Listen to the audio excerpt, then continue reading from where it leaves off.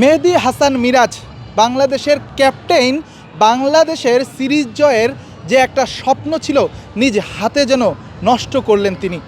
মেহেদী হাসান মিরাজ, যিনি আজকের ম্যাচে হতে পারতেন নায়ক কিন্তু হয়েছেন ভিলেন।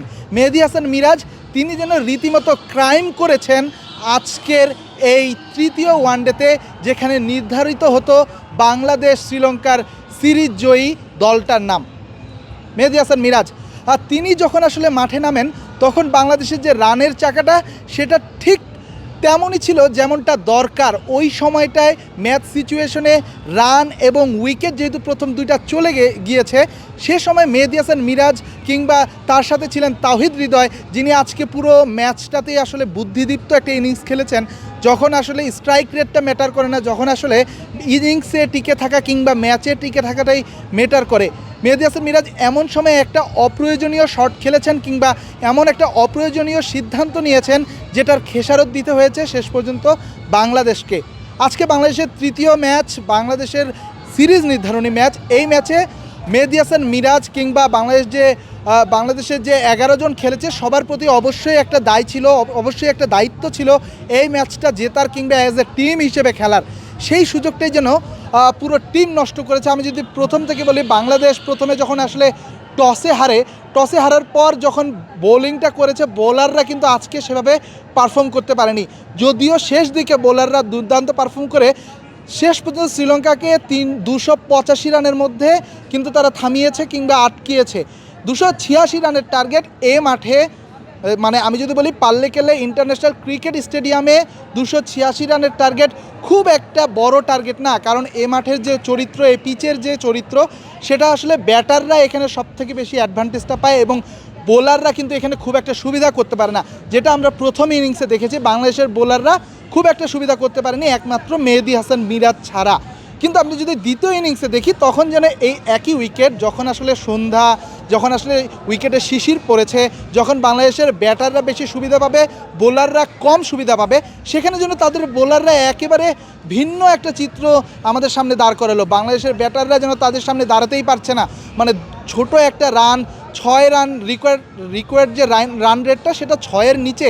এ সময় যখন আসলে স্ট্রাইক রোটেট করে খেলাটাই বেশি জরুরি কিংবা একটু ধীরে সুস্থে খেলাটাই বেশি জরুরি, যেই খেলাটা খেলেছেন তাওহিদ হৃদয়, সেই খেলাটা যেন অন্য সবার মধ্যে পাওয়া গেল না। আমি নাজমুল হোসেন শান্তর কথা বলবো, তার একটা দুর্দান্ত ডেলিভারি, যদিও তিনি আসলে সময়ই পাননি, সেই ডেলিভারিটা অনেক ভালো ছিল। কিংবা তাওহিদ হৃদয় যদি ডেলিভারিটার কথা বলি, এই দুইটা পার্টিকুলার ডেলিভারি খুব ভালো ছিল। কিন্তু তানজিদ তামিম কিংবা পারভেজ হোসেন ইমন, তারা যেন রান রেটে, মানে যে রান রেটটা প্রয়োজন ছিল সেটা থাকার পরও তারা যেভাবে আসলে বড় শট খেলতে চেয়েছেন কিংবা বড় শট খেলতে গিয়ে আউট হয়েছেন, এটা খুবই দুঃখজনক। কিন্তু মিরাজেরটা যদি আমি বলি, যখন 2 উইকেট চলে গেল, তারপরে কিন্তু মিরাজ আর তাওহিদ হৃদয়ের সামনে একটা খুব ভালো সুযোগ ছিল এই ম্যাচটা আসলে একটা বড় পার্টনারশিপ গড়া, যেটা গড়েছিল আমি যদি বলি শ্রীলঙ্কার ক্যাপ্টেন চারিত আসালাঙ্কা এবং কুশাল ম্যান্ডিস। 124 রানের একটা গুরুত্বপূর্ণ পার্টনারশিপ তারা গড়েছিলেন এবং ওই পার্টনারশিপের উপর ভর করেই কিন্তু 285 রানের স্কোর গড়েছে শ্রীলঙ্কা। মানে আপনি যখন কোনো ম্যাচ জিততে চাইবেন কিংবা আপনার মধ্যে যখন কোনো ম্যাচ জেতার চেষ্টা থাকবে, তখন কিন্তু এরকম একটা 150 কিংবা 100 রানের পার্টনারশিপ আপনার দলের জন্য অতীব জরুরি এবং অতি গুরুত্বপূর্ণ। সেই পার্টনারশিপটা গড়া উচিত ছিল মেহেদী হাসান মিরাজ এবং তাওহিদ হৃদয়ের, যেখানে তাওহিদ হৃদয় নিজের খেলাটা ঠিকঠাকই খেলছিলেন। তাওহিদ হৃদয় নিজের এগ্রেসিভ যে একটা মোড আছে, সেই মোড থেকে নিজেকে গুটিয়ে রেখে তিনি আজকে যেমন প্রায় 50 স্ট্রাইক রেটে ব্যাটিং করছিলেন, বলের থেকে আসলে রান অর্ধেক, এমন একটা স্ট্রাইক রেট মেনটেন করছিলেন, যেটা ওই সময় আসলেই দরকার ছিল, যেহেতু দ্রুত 2 উইকেট চলে গেছে এবং উইকেটের এখানকার যে উইকেট, এই উইকেটে আসলে টিকে থাকলেই রানটা হবে। সেখানে মেহেদী হাসান মিরাজ আমি রীতিমতো এটা একটা বোকামি কিংবা রীতিমতো এটা একটা আত্মহত্যার সামিল।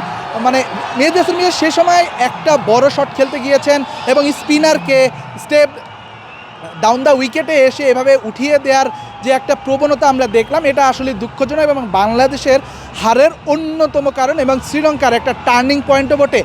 অন্যদিকে তারপরে যদি আমি কথা বলি, শামীম হোসেন পাটোয়ারি, যার উপর আসলে বাংলাদেশের একটা ভরসা রয়েছে, তিনি আসলে 4 কিংবা 5-এ নেমে আসলে একটা দ্রুত রান করার যে একটা টেন্ডেন্সি, আজ কিন্তু ওই ক্যারেক্টারটা তার মধ্যে ছিল না কিংবা তার হওয়ারও কথা ছিল না। তার আজকে যে সিচুয়েশন, ম্যাচ সিচুয়েশন হিসেবে তার একটু দেখে শুনে খেলার কথা ছিল, কিন্তু তিনিও কিন্তু এসে রীতিমতো একটা বোকামি করেছেন। আসলে তার আউটটা যদি আপনি দেখেন, স্পিন বোলারের ক্ষেত্রে ডাউন দ্য উইকেটে এসে যখন বল মিস করেছেন, তিনি নিজের পাটাকে পপিং ক্রিজের এতটাই বাইরে রেখেছেন যে পপিং ক্রিজে আসার সেই সময়টাও তিনি পাননি। বেশ দুঃখজনক, বাংলাদেশের ক্রিকেটারদের কাছে এমন পারফরমেন্স কিংবা এমন যে ব্যবহার বা এমন যেগুলো আউটের ধরন, এ ধরন একেবারেই প্রত্যাশিত না। শেষ পর্যন্ত কি হলো, শেষ পর্যন্ত বাংলাদেশ এই সিরিজটা হারলো। শেষ পর্যন্ত বাংলাদেশের সামনে একটা সুযোগ ছিল ইতিহাস গড়ার, বাংলাদেশের সামনে একটা সুযোগ ছিল যে নতুনভাবে যে নতুন একটা দল রয়েছে এই দলটাকে নিয়ে ভালো করার। কিন্তু দর্শক কিংবা বাংলাদেশের 18 কোটি মানুষ যারা বাংলাদেশের এই দলটাকে ভালোবেসে খেলা দেখে কিংবা বাংলাদেশের এই দলটার জন্য খেলা দেখে, তাদের আসলে দিনটা শেষ পর্যন্ত খারাপ গেল, কিংবা তাদের আসলে যেটা হওয়া উচিত ছিল কিংবা তারা যেই প্রত্যাশাটা করেছিল সেই শেষ পর্যন্ত তাদের সেই আশার মুখে ছাইটা ফেললো মেহেদী হাসান মিরাজ এবং তার দল। এই ম্যাচ জেতা তো হলোই না, বাংলাদেশ জানি না বাংলাদেশের যে ক্রিকেট নিয়ে মানুষের আগ্রহটা ছিল সেই আগ্রহটা আবারও পিছিয়ে যাবে।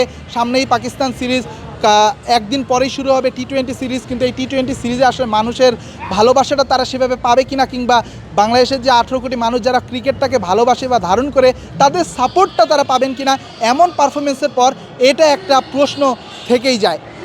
ক্যান্ডির পাল্লেকেলে ইন্টারন্যাশনাল ক্রিকেট স্টেডিয়াম থেকে রেদওয়ান শাওন, স্টার নিউজ, শ্রীলঙ্কা।